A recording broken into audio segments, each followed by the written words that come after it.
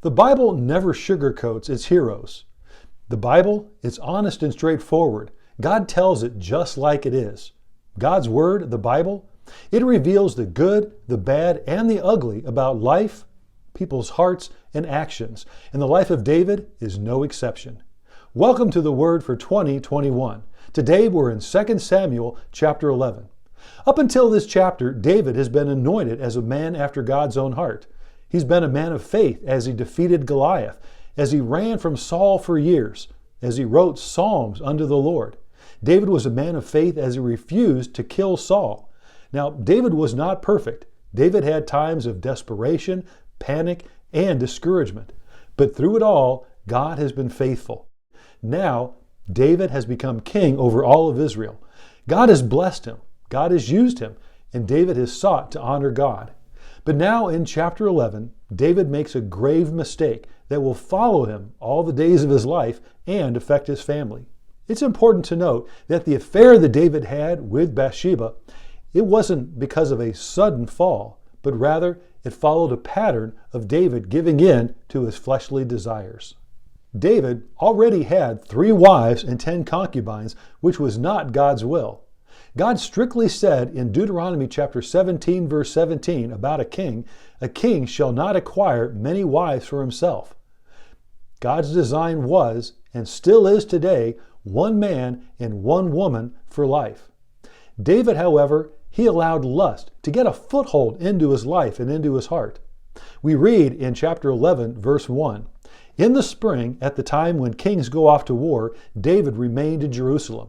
Now, David was not where he was supposed to have been. And idle hands, it said, are the devil's tools. Nothing good comes from boredom." And we see that beginning in verse 2.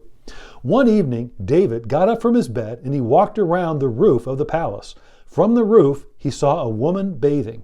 Now, the woman was very beautiful, and David sent someone to find out about her.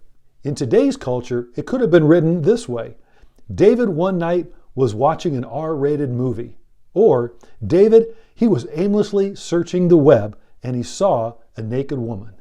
Billy Graham once said, "Sometimes we can't help seeing something for the first time, but taking a second look, that's always a choice." David looked, then he lingered, and then he lusted after her.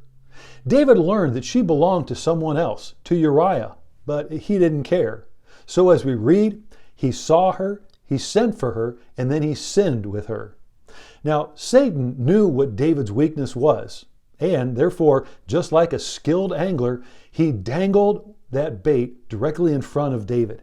We read in James chapter 1, verse 13, "When tempted, no one should say, 'God is tempting me,' for God cannot be tempted by evil, nor does he tempt anyone. But each one is tempted when, by his own evil desire, he is dragged away and enticed. Then, after desire is conceived, it gives birth to sin, and sin, when it is full grown, gives birth to death." The time that David could have, and the time when we can win over temptation, is at the very first look or the very first thought. We need to do 3 things. Number 1, when temptation comes, we need to first turn away, or we need to turn it off, and then we need to take off. Just like Joseph ran away from Potiphar's wife when she pressed him, we too need to run away. So the best way to deal with temptation is to turn away, to turn it off, and then to take off. Because the longer that we stay, the more trouble that we're going to be in.